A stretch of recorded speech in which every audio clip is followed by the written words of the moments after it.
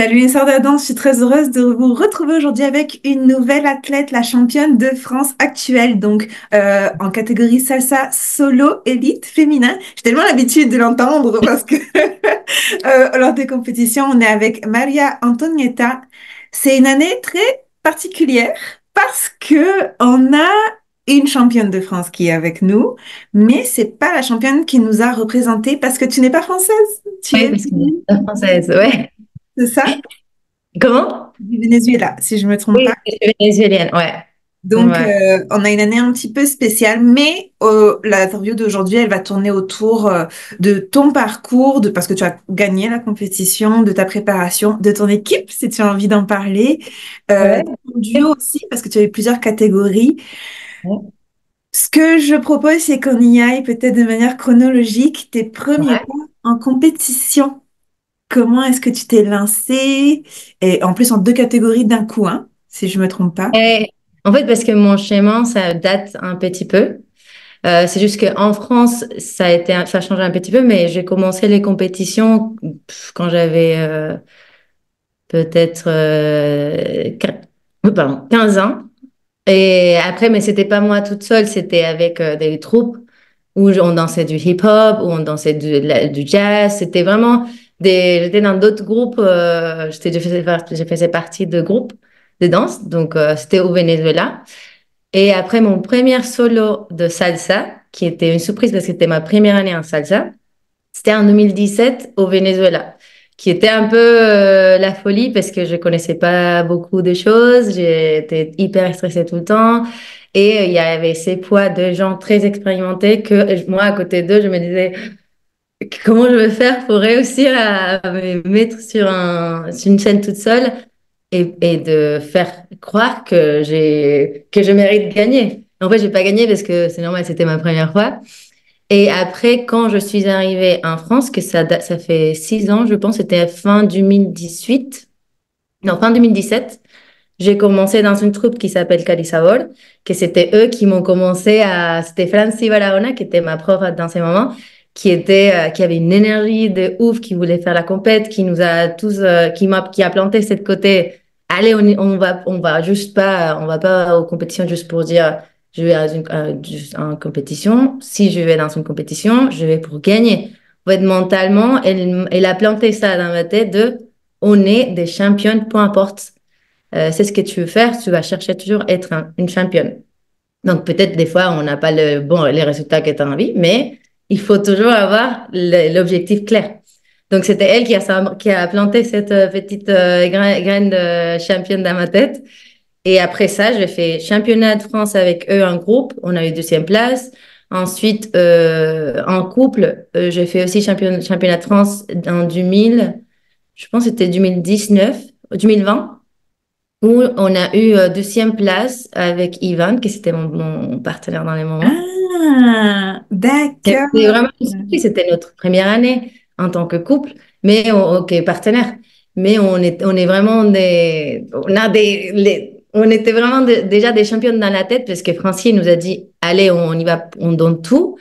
Et en fait, on a tout donné, c'était dur, on a pleuré, on a crié, on a douté, ouais, toutes les choses tu vois, tous les schémas qu'on fait tous dans les compétitions, parce que c'est pas évident, c'est ça ce qui est incroyable. Donc, c'était une surprise, on a eu une deuxième place et on n'y croyait pas. En fait, la compétition, elle était tellement dure, en fait, il y avait tellement de talent qu'on s'était dit peut-être, on ne sait pas, peut-être on va être un cinquième, mais les jours J. Et quand ils nous ont appelé en deuxième place, on s'est dit, waouh, en fait, le travail qu'on a fait, ça nous a donné, ça a donné un résultat.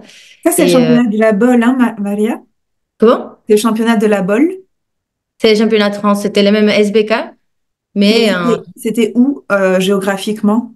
ah, oh, à Rennes, je pense que c'était. Oui, c'est Rennes dans le ou nord. Non, c'est la bolle. Ok, ok. C'est qui a gagné cette année-là? c'était Olaya. Mais ils n'étaient pas juges à ce moment-là? Non, non, non, elle n'était pas Ok, un jour. ok, ok, ok. Ok.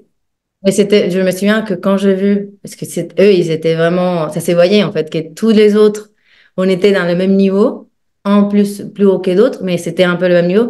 Mais eux, c'était eux qui nous ont fait rêver. Je dis, waouh, c'est ça le niveau que j'ai envie que je veux cibler parce que ça s'est voyé que ça datait, bon, ça faisait hyper longtemps qu'ils dansaient ensemble et qu'en plus, ils s'entraînaient comme des champions. On était choqués quand on les a vus.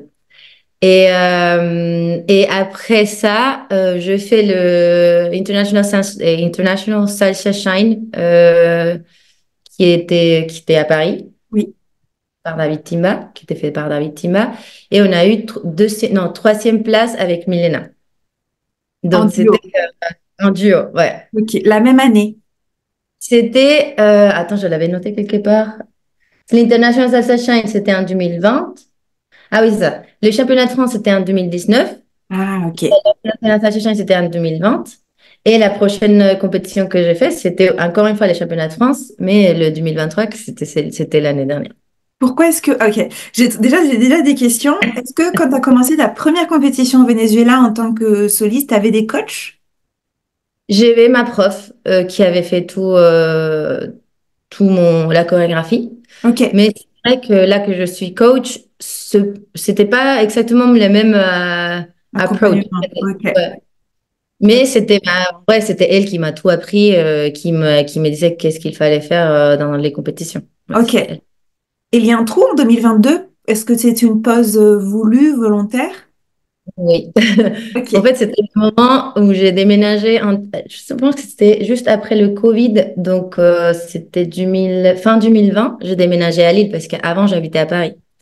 Donc, quand j'ai déménagé à Lille, je me suis dit, bien sûr, je vais continuer à danser.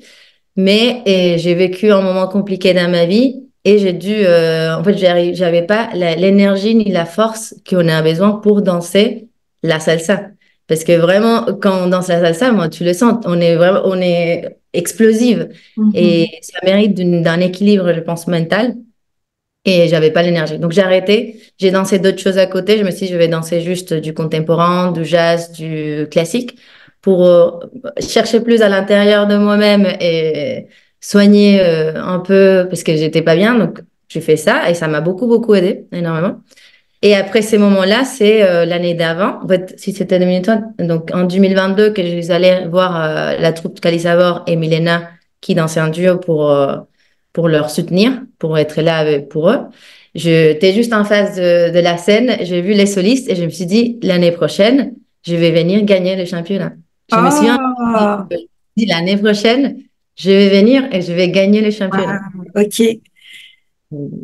On t'a pas vu à la première Coupe de France, on t'a pas vu à la deuxième Coupe de France, et je Oui, pense que tu as été, ne m'en veux pas, en repêchage. j'étais en repêchage. Donc, tu étais en repêchage. Alors, repêchage, c'est un peu long pour ceux qui regardent. En fait, pour faire partie du championnat de France, il faut être qualifié sur le podium de la Coupe de France, d'une des trois Coupes de France. Mais bon, c'est souvent les mêmes qui se présentent. Donc, si à la deuxième compétition, c'est les mêmes qui étaient là, ben, ça compte plus. Donc, on va chercher dans les 5, 6, 7. C'est un peu compliqué à expliquer. Mais pour dire à quel point, c'est pas comme si tu avais gagné toutes les compétitions. C'est Non. repêchage. C'était Ouais. tout et encore à jouer. C'était rien de sûr. Donc, t'es repêché. Heureuse. Mais Comment? pourquoi tu étais pas là aux Coupes de France avant? Est-ce que c'était volontaire? Est-ce que tu voulais prendre ton temps? Non, non, en fait, je l'ai fait. Sauf que c'est ça ce qui est intéressant, je pense, c'est ça ce qui m'a appris énormément dans cette parcours en tant que soliste, vraiment seule, parce que j'étais toute seule à Lille. J'étais pas dans des cours de salsa, c'était moi-même qui devais. Moi, je m'entraînais toute seule sur des trucs que j'ai cherché sur Internet, des cours, tout était vraiment toute seule. Et aussi au niveau de ne pas perdre l'espoir, c'était dur Mhm. parce que j'ai perdu tout le temps. En fait, je suis allée à la Coupe à Lyon. Et aussi, c'était quoi la première? La première, c'était à Paris, je pense. Possible, ouais, possible. Je me souviens plus. Je sais que je suis allée à la deuxième et la troisième. Donc, la deuxième, j'étais arrivée en dernier. Ah, La celle des Lions, j'étais arrivée. En fait, j'ai passé jamais à la ok, finale. ok, Et ok. vraiment, j'ai cherché ma Waouh. Corée chaque fois parce que comme je me suis dit, je vais être championne. Ça, c'est ça ce qui m'a impressionné, que ma tête, chaque fois que je perdais, c'était la première fois que ça m'arrivait parce que je suis quelqu'un qui est très dur avec moi-même. J'ai voyé les résultats et je disais, en fait, ça n'a rien à voir avec ma valeur. Mhm. C'est juste Les compétitions, c'est très stratégique, c'est très important à savoir. Mhm. Donc, qu'est-ce que le jury ils attend? C'est quoi vraiment la compétition? Qu'est-ce que les filles elles sont en train de donner qui fait que ça rentre dans leurs critères? Donc, je me disais, OK, merci pour la note. J'étais triste. C'est sûr que c'est dur Bien de voir. sûr. Et en plus, un dernier, j'étais presque tout le temps un dernier. Ah, ok, ok. OK, merci, je respire, je pleure si j'ai envie, j'arrive chez moi, je regarde les notes, j'ai étudié, en fait, j'étais hyper stratégique. J'ai étudié Mhm. les notes de tout le monde et je disais, OK, quelles sont mes valeurs, quelles sont les choses que je apporte vraiment, quelles sont mes forces et comment je fais pour dépasser les autres dans ce qui n'est pas mon côté, qui sont mes faiblesses, en fait. Donc, j'ai Mhm. commencé à aborder la compétition d'une façon hyper stratégique. Parce que même si c'était beau de voir les talents de tout le monde, j'étais contente de voir les niveaux qu'il y avait, mais comme mon objectif c'était de gagner, je me suis dit, OK, je mets tout dans la table, je fais même un Excel pour étudier et comprendre Mhm. qu'est-ce qui s'est passé parce que c'était objectif. Parce que c'est dur, hein. J'ai déjà vu plein de filles dans la compétition que dès elles doivent les notes, ça fait un coup très dur dans, dans, dans leurs valeurs et aussi et c'est aussi l'ego qui joue là. C'est l'ego qui dit ah, pourquoi je suis Mais bien qualifiée. sûr, ce n'est que de l'ego. Et qu'est-ce qui s'est passé si je me suis entraînée, si je fais ça tout le temps? En fait, c'est dur, hein. C'est un Ouais. schéma qui est pas facile. Mhm. Tu apprends énormément de choses. Donc, Mhm. c'est pour ça. En fait, peut-être tu te souviens pas de moi parce que j'étais cachée dans la semi-finale. Non, Mais j'étais mais toujours. tu comprends pas. C'est sûr, je peux pas me souvenir de toi. Moi, les filles, elles savent. Quand j'arrive, je ne vois personne. Je suis dans mon coin. J'ai vu une story de Milena et je me suis rappelé, oh, Milena, elle est là. On me voit comme ça. Je regarde pas je peux pas. Je vais vomir. Je vois personne. Je sais pas qui passe avant moi. Je sais pas qui passe après moi. Aucune idée. Je suis là, j'attends mon nom. Maintenant, Mais c'est bien d'être, oui, d'être concentré parce que ça fait partie aussi des choses qui te font gagner, hein, parce que tu es c'est concentré sur toi, c'est très bien, hein. Je pense que chacun gère différent. Tu vois, mon entraîneur, elle aime bien regarder ses autres compétiteurs. C'est des personnalités. Il y en a Ouais. qui aiment bien parler. Oubliez-moi. Je peux pas. Chacun gère à sa T'inquiète pas, manière. Je t'inquiète te jure, dans cette gymnase, je suis contre le mur. Donc, Maria, c'est pas comme toi si je t'ai pas vu. Je vois personne. pas. T'inquiète, c'est très bien. Je vois même pas les juges parce que sans les lunettes, je suis myope. Je vois C'est personne. loin, tu as juste des petits Je vois figurines. des images. Bref, d'accord, mais c'est encore plus impressionnant comme parcours. Avant de parler de la finale, etc., euh, je, pour te suivre un petit peu dans le développement personnel, comment ça se passe le côté préparation mentale? Parce qu'en plus, tu dis que tu es toute seule. Est-ce qu'il y a des lectures spécifiques? Est-ce qu'il y a des podcasts? Est-ce que tu as un coach? Comment ça se passe à ce niveau-là, si tu veux en parler?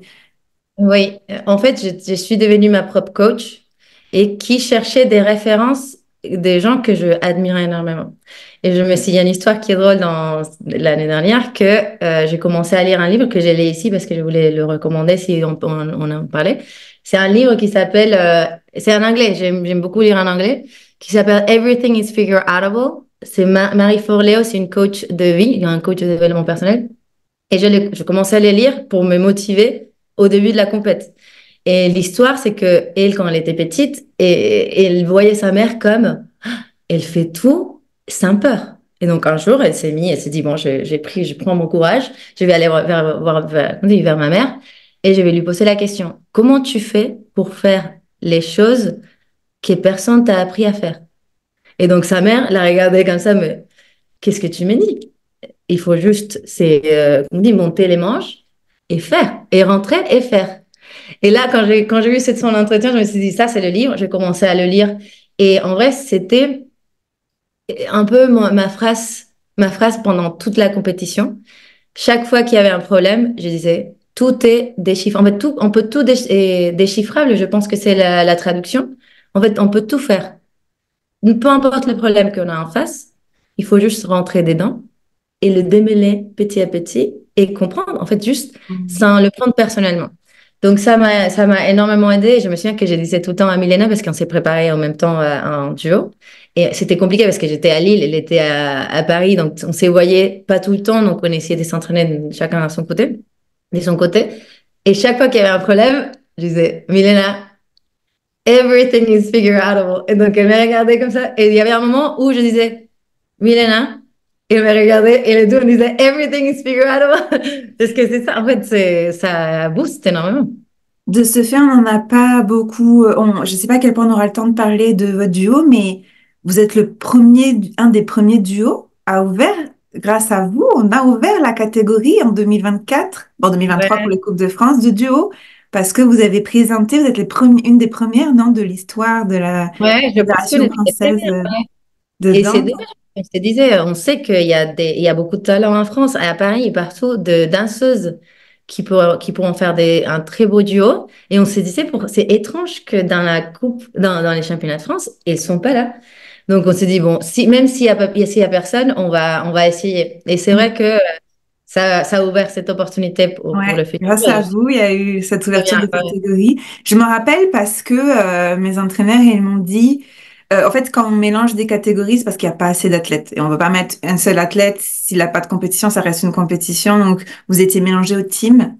Et Ouais. Sol et Mauro, ils m'ont dit, leur duo était extraordinaire. C'était juste pas leur catégorie. Ils auraient dû gagner.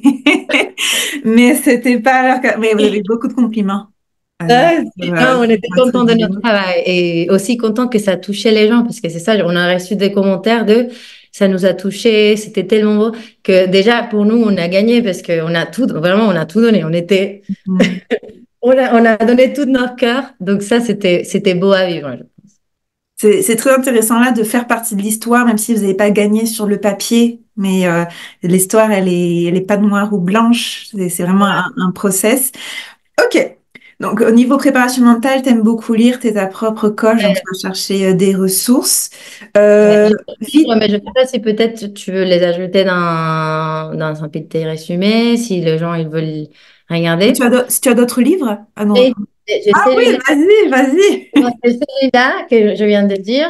J'ai celui-là qui s'appelle, et c'est en anglais aussi, You Happier. C'est un docteur qui fait des analyses comment on dit, la composition des cerveaux de chacun en fonction de leur personnalité. Et en fait, il te dit quoi manger, qu'est-ce que tu as besoin en tant qu'un cerveau, je sais pas, persévérante ou un cerveau empathique, comment alimenter ça en fonction de toutes comme les composants chimiques à ton cerveau pour que tu vis une vie plus en calme et plus heureux. Et Ok. j'ai aussi celui-là, très inspirant. C'est un livre aussi en anglais qui s'appelle The Top 5 Regrets of the Dying. Donc, c'est le 5 regrets de personnes, les top 5 regrets des gens qui vont partir de ce monde. Et en fait, c'est un livre qui t'apprend énormément à apprécier la vie, les présents, et que tout ce qu'on vit, ça apporte de la valeur à notre vie et que ça, en fait, ça remplit notre vie de bonheur. Donc, il faut juste chercher tout le temps les choses positives. Et si on est dans un endroit où on se sent pas bien, il faut regarder dans un autre côté et partir parce que la vie, elle est une seule et il faut la vivre à fond, peu importe l'âge qu'on a. Et pas attendre jusqu'à la fin pour dire, ah, j'aurais dû Je vais faire faire autrement. ça. Tu as parlé de alimenter, mais toi, tu parlais vraiment au niveau cérébral. Mais moi, je parlais de la vraie alimentation. Comment ça se passe ton alimentation quelques mois Ah, avant la compétition, puis même les jours J. Comment ça se passe pour toi? c'est vrai que en alimentation, je suis pas trop forte. En fait, je mange pas mal, mais ça, je vais pas encore arriver. Dans un futur, j'aimerais bien arriver à ces niveaux de métrique, toi, de c'est ce que tu manges, c'est ce que tu devrais pas manger. La seule chose que je fais vraiment pendant la compétition parce que je me suis préparée en tant qu'athlète, je me disais, je suis une athlète, je dois être une athlète. Sauf que j'arrivais pas à être vraiment athlète au niveau de qu'est-ce que je mange. Donc, Mm. par exemple, je me souviens que j'avais arrêté de boire de l'alcool. Parce que je bois ici dans le Nord, des fois on boit de la bière. Moi, j'ai arrêté de boire de l'alcool. Et des temps enceintes, mais vraiment, c'était rien en comparaison à comment j'ai fait ça avant. Et qu'est-ce que j'ai fait? J'ai essayé de dormir plus, en fait, de dormir, de garder mes 8 heures. Et aussi, j'ai travaillé ma discipline au niveau physique parce que je me suis rendu compte que des fois, en tant que danseur, on pense qu'il faut juste danser beaucoup plus pour être des meilleurs danseurs. Et j'ai appris que c'est pas forcément vrai. Il y a plusieurs, pas étapes, mais facteurs qu'il faut prendre en compte. Et un de ces facteurs, c'est de avoir un corps qui répond à tout ce que tu es en train de l'exiger. Ça veut dire qu'il faut que tu te prépares physiquement. Et je vais commencer à faire les CrossFit 2 jours par semaine, très tôt les matins, pour entraîner mon corps et pour entraîner ma discipline. Ça veut dire que quand je voulais pas y aller, je disais non, parce que j'entraîne ma discipline. Si je le fais pas, je vais pas être championne. Et boum. Et je le faisais. C'était pas facile, mais là maintenant j'adore et je continue à les faire. Je fais 2 fois par semaine. Des fois, je pense que cette année, je vais augmenter à 3 fois pour avoir des muscles, pour faire des folies que j'ai envie de faire. Parce que c'est ça, il faut rêver quand on fait notre Corée et il faut Mhm. avoir un corps qui fasse aller. Comme on dit dans la troupe, on dit, je sais pas si tu connais, mais il y a un gif un acteur qui fait Just do it, Ouais. qui fait comme ça avec les mains. Nous, ça, Just do it, que ton corps il dit ça chaque fois que tu as envie de danser, qu'il soit pressant et que ça soit pas la fatigue qui fait que tu diminues ta qualité des danses, que ça soit Mhm. plutôt, j'ai oublié de répéter plusieurs fois, mais que ton corps il soit pressant. Mhm. J'ai rigolé parce que tu as dit ça tellement naturellement. Je suis pas très bonne pour la danse. Ah bon, c'est ok. J'ai vraiment de tout dans les athlètes. Ok, parfait. On va pouvoir s'approcher vite fait une petite fourchette. Alors, je pense que c'est plus ton costume. Bah, Ah vos costumes, parce que tu as dû préparer 2 costumes, ou oui. les costumes de ton équipe, parce que tu es coach maintenant de l'équipe Salsa du Nord, qui s'est présentée aux 2 Coupes de France, donc à la Coupe de France de Nîmes et à la Coupe de France de Lyon. C'est quoi le budget pour un athlète que tu accompagnerais, ou le budget pour toi, pour le costume, les chaussures, les accessoires de tête, le maquillage à prévoir? Ouais, je pense que ça dépend. Ouais, comme nous, par exemple, dans la team, je les ai dit depuis le début, là, on est là pour apprendre, mais aussi pour avoir un but clair de aller tout donner pour gagner. Donc, des Mhm. fois, ça inclut, bon, comme on a bien vu dans toutes les compètes, il y a des costumes incroyables. Et c'est des costumes que tu vois, c'est des costumes des championnes. Donc, si on veut avoir un costume des championnes, et tu peux pas payer quelqu'un pour le faire parce que ça coûte vraiment beaucoup. Je pense que c'est 200 juste de le faire, le costume. Donc, nous, on le fait nous-mêmes.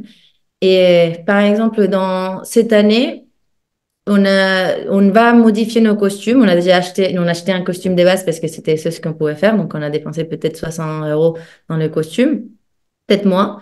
Et on a acheté des strass, des choses en plus pour les dernières compétitions parce que c'est aussi petit à petit l'oiseau fait son nid. Donc, Mhm. on va petit à petit devenir des championnes. Donc, avec ces deux côtés-là d'un costume, ça fait un peu 160 ou peut-être 200 € un petit peu plus, ça peut dépasser en costume. Et Et ça dépend si c'est des danseurs ou pas, mais c'est vrai qu'eux, ils ont acheté des costumes parce que j'ai des débutants, des chaussures parce que j'ai des débutants. Et aussi, tu vois, les collants.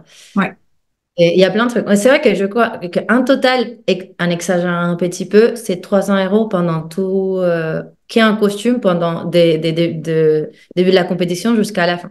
En ok, pensant aussi avec, tu vois, au collant. Si c'est les collants inclus, les chaussures inclus. ok, ok. Euh, En termes d'heures, toi, tu t'entraînes combien de temps juste la danse par Moi, semaine? tout seul ou avec la troupe? Bah, si tu veux dire les deux ou un des deux, celui que tu Ouais. préfères. Parce que je l'organise différemment, parce que là maintenant, je dois planifier des choses pour la troupe, donc je dois être beaucoup plus organisée qu'avant. Mais pour la troupe, normalement, on fait obligatoirement 2 heures par semaine, obligatoire. Mais chaque fois que la compétition s'approche, on fait 2, 4 ou 6 heures par Ok. semaine. Normalement, c'est obligatoire, donc, mais je le dis en avance parce que sinon c'est très compliqué parce que j'ai des gens de plusieurs âges, donc chacun doit s'adapter en fonction de leur vie. Et de mon côté, c'est ce que j'ai appris dans la compétition, c'est que il y a des moments, je m'entraîne 2 fois par semaine, mais en face d'un miroir avec ma chorégraphie. C'est ce que je fais, par exemple, là, je prépare ma chorégraphie pour le solo Mhm. pour la prochaine compétition. C'est 2 semaines que je m'entraîne, mais après, c'est pas la seule chose que je fais. Je fais aussi les CrossFit, que c'est 2 fois par semaine. Donc, c'est 1 heure et 1 heure, donc 2 heures par semaine. Et en plus, j'essaie de pratiquer mentalement parce que ça, les athlètes de haute, les élites, c'est Rivalisation. ça en fait. Ouais, ils s'entraînent mentalement. Et ça, je l'avais fait l'année dernière quand j'avais pas le temps parce que je travaille aussi à côté. J'ai un travail en tant que product manager. Et des fois, c'est très dur. Je dois des fois prendre mes pauses déj, pratiquer, chercher des nouvelles choses si j'ai envie d'évoluer ou si s'il y a des choses. En fait, je pense, je réfléchis tout le temps. C'est quelque chose qui est, si ça, c'est mon cerveau, tous ces côtés-là, c'est réservé à Ouais. constamment penser comment je m'améliore pour que toujours, j'évolue tout le temps d'ici à la fin de la compétition. Donc, oui, j'essaie de pratiquer presque tous les jours. Si c'est pas mentalement, au moins 5 minutes avant d'aller me coucher. Ok. Ça, je fais Ok, juste, je ok. pratique pour que mon corps il dit, ah, ok, ça devient naturel.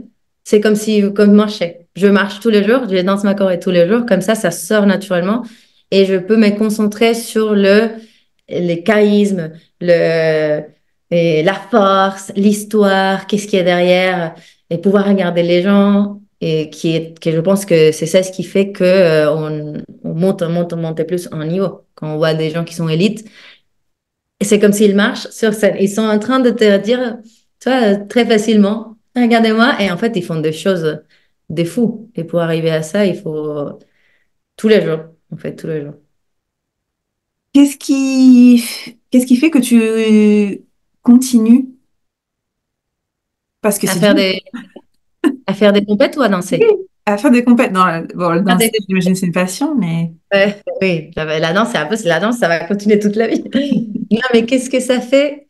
Je pense que c'est le fait, ça a changé dans la dernière compète parce que comme j'ai beaucoup évolué personnellement, en fait, grâce à ça, j'ai créé mon entreprise aussi. J'ai créé une entreprise de coaching.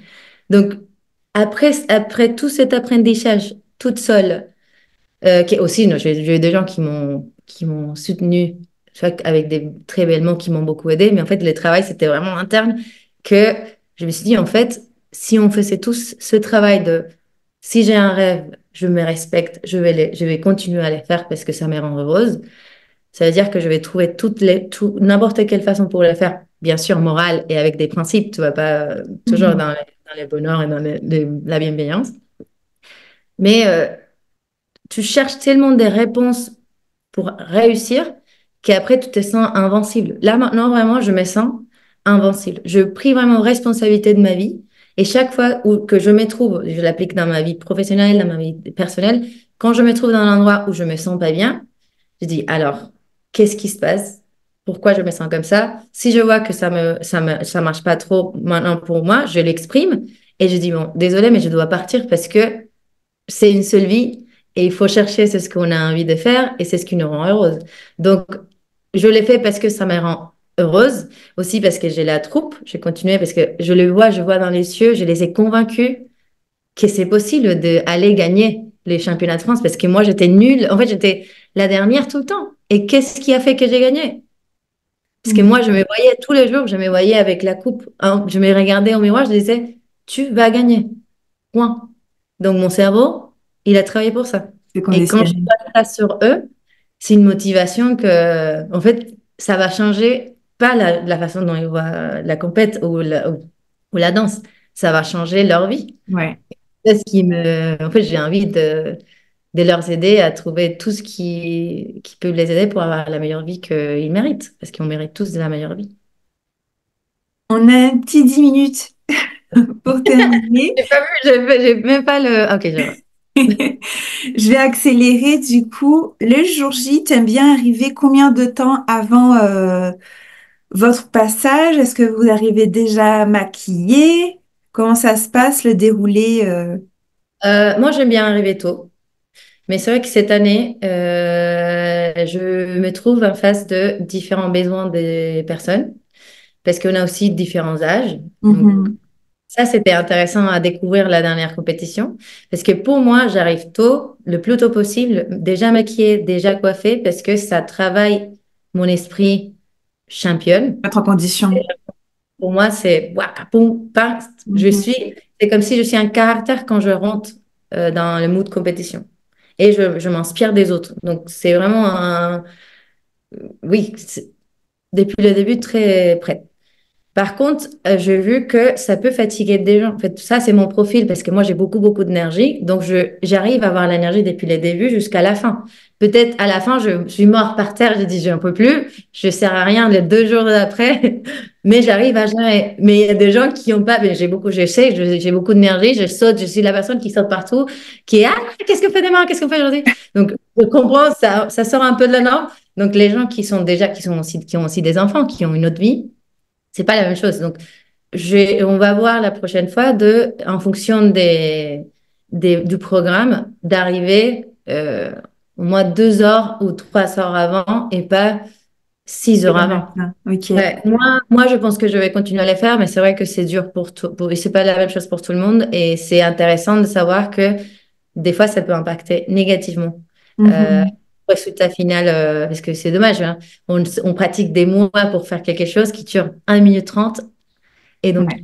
si à la fin, on ne sait pas identifier qu'est-ce qu'il faut, qu'est-ce qui marche bien pour tout le monde, ça Mhm. peut vraiment, c'est dommage qu'on perd ou qu'ils oublient des choses ou qu'ils ne donnent pas la même énergie parce qu'ils étaient obligés à faire quelque chose qui marche pour moi, par exemple. Mhm.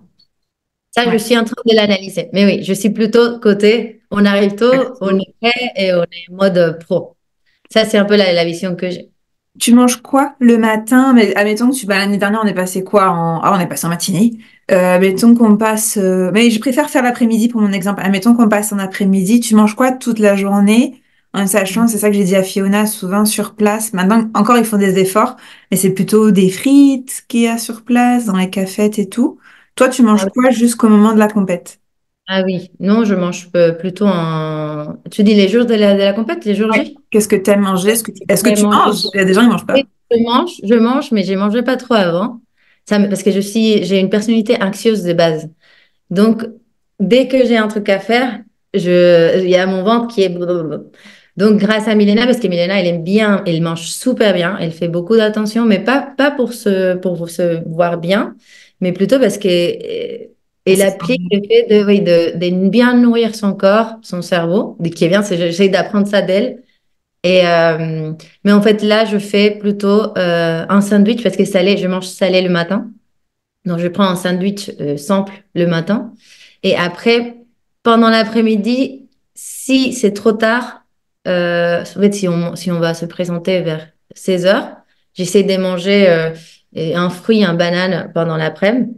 Et peut-être les sandwichs, je les diviser en deux, je mange les sandwichs. Mais j'aime pas avoir les ventres très remplis parce que j'arrive pas à digérer, à Normalement. bien digérer. Ouais. Oui, c'est le stress qui fait que j'y arrive pas.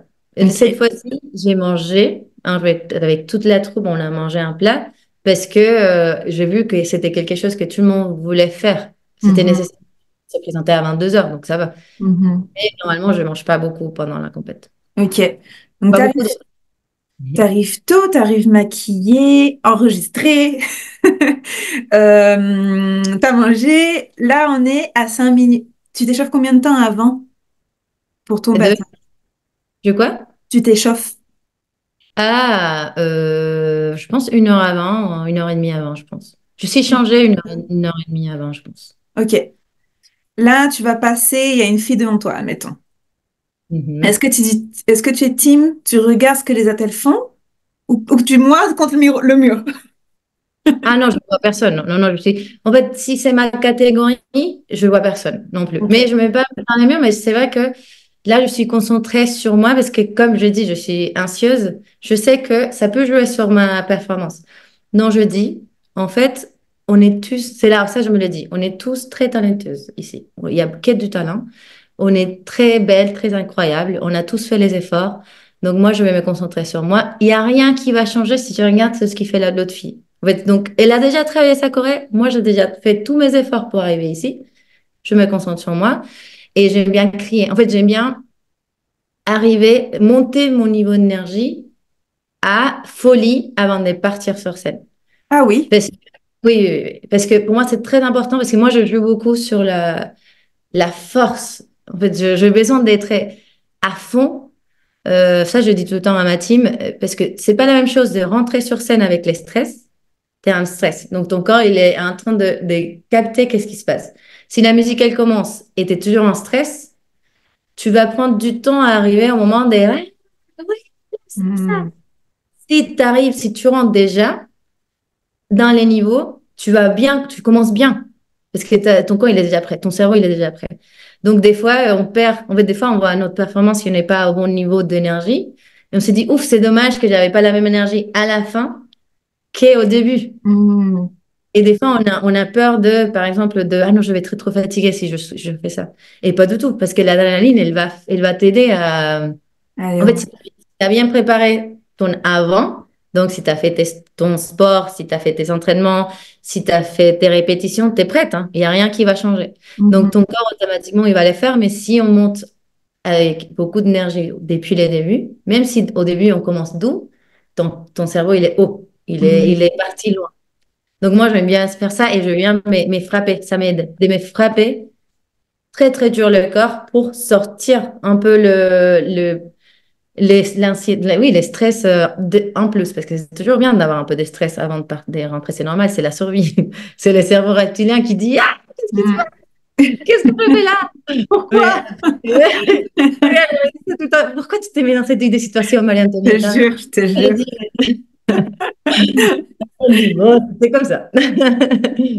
Mais oui, c'est un rituel plutôt personnel. Et je m'échauffe, en fait, normalement dehors, avant, je m'échauffe, mais c'est plutôt comme toi, concentré et centré sur moi.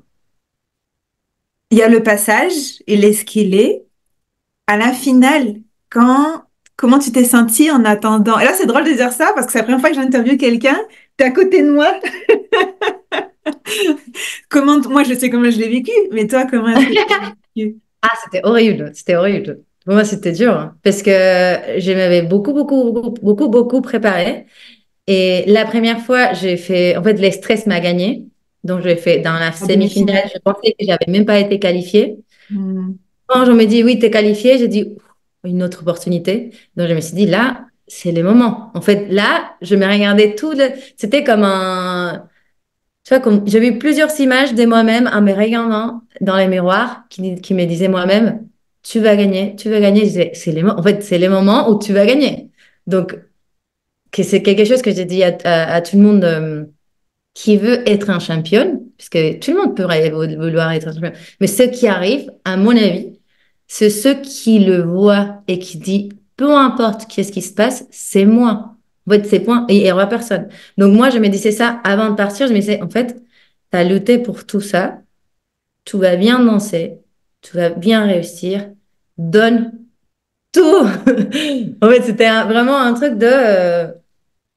c'est les jours J et si tu donnes pas tout, tu auras pas c'est ce que tu avais en tête depuis un an et demi, parce que ça fait un an et demi que je m'ai préparé mentalement pour l'avoir.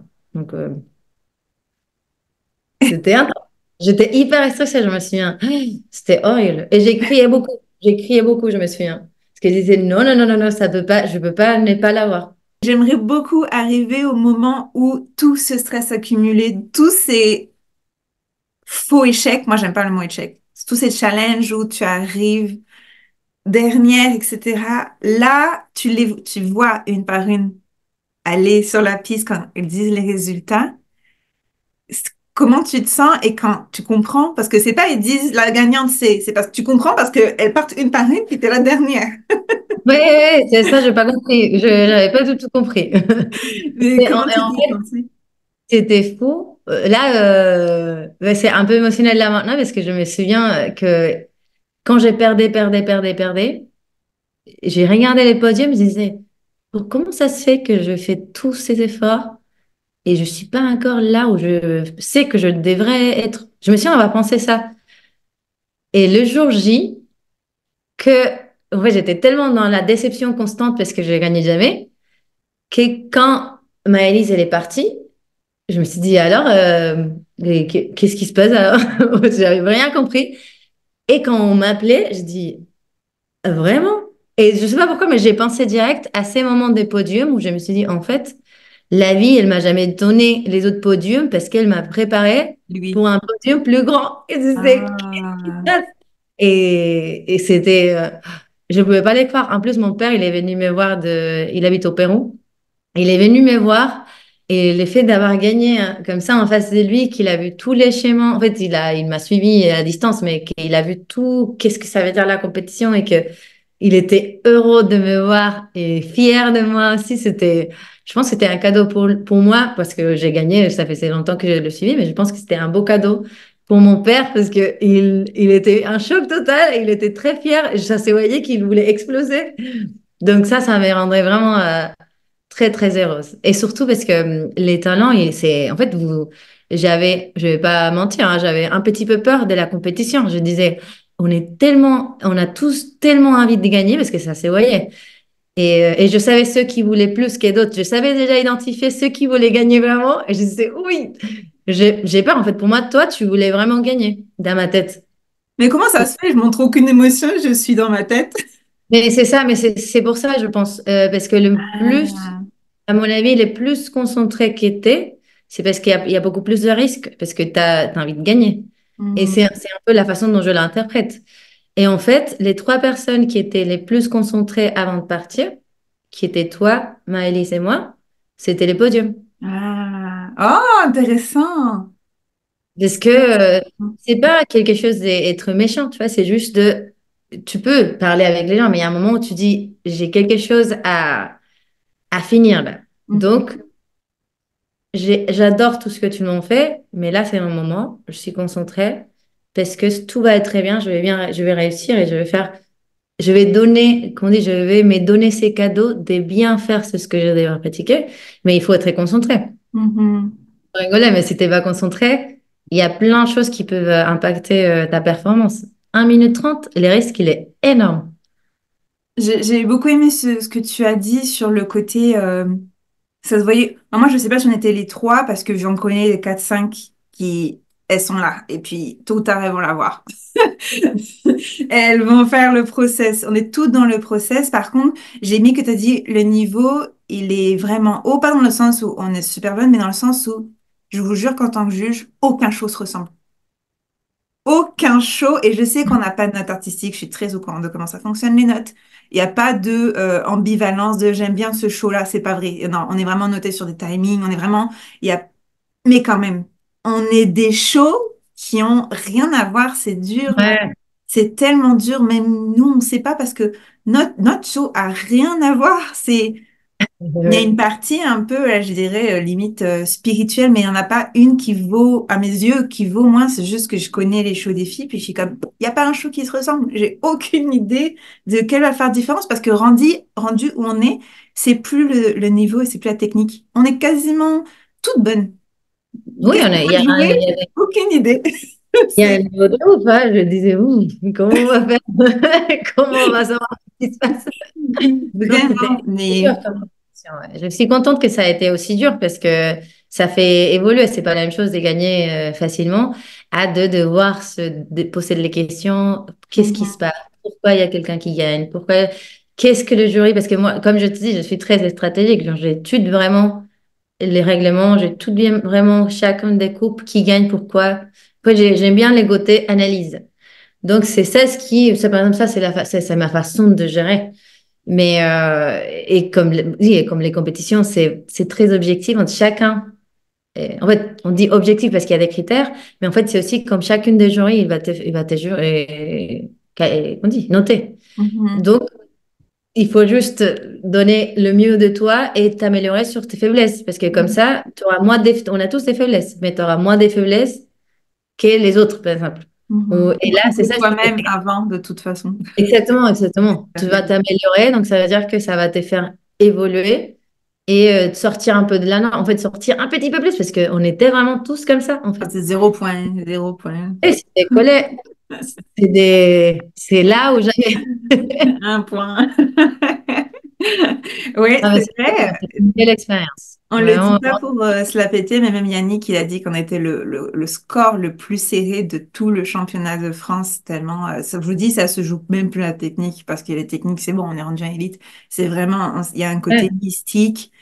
Moi, je ouais. trouve que c'est vraiment une expérience spirituelle, là, mais c'est vraiment donner de soi, et c'est un don, parce que quand tu as fini, C'est plus dans tes mains là. Tu sais pas ce que l'autre il a fait, tu sais pas ce que le juge il a vu. Toi, t'as fini ta partie, le reste est dans les mains d'eux. Laisse tout ton corps, tu dis voilà, bye. Tiens, maintenant, j'aimerais qu'on parle très vite de l'après, parce qu'encore une fois, j'ai dit que c'était une histoire un peu atypique, parce que un titre, moi, j'aime beaucoup dire. En fait, Julie, elle me l'a confirmé. Donc, Julie de la Grasta, qui est la championne du monde actuelle de l'Eurosun en Bachata Rising Star, je lui ai demandé est-ce que tu es plus sereine maintenant pour les compétitions en France? Et sa réponse était d'une telle humilité, elle m'a dit non, parce que j'ai gagné à un moment donné avec un jury et c'était un espace-temps. Là, peut-être la prochaine compétition, c'est un jury totalement différent. Je sais pas c'est qui les autres athlètes. C'est pas parce que j'ai gagné maintenant que j'ai assuré pour la suite. Toi, ben, un titre, c'est un an, mais en plus, tu as un titre un peu ambigu.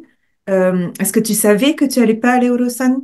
Comment t'as Oui, appréhendé la suite? je savais, je savais. En fait, j'étais un peu au courant parce qu'avant, il y avait mon partenaire, ancien partenaire en couple, il avait gagné, il est mexicain, il avait gagné déjà un solo, en soliste, et il n'avait pas eu son Ok, titre. Donc, il a pu participer après à l'Eurolawson parce que il est parti en tant que couple. Il avait gagné un couple avec une Française. Donc, ils ont fait la compète en France, en représentant la France. Donc, il a eu la chance et il a pu s'inscrire en tant que ok. soliste. C'est pour ça qu'il est allé. En fait, c'était bien pour lui parce qu'au moins, il a pu faire ça. Mais je le savais. Mais comme ça allait plus loin, pour moi, c'était l'apprentissage, en fait. C'est ce que j'ai vécu. Et grâce à ça, ma vie, elle a changé.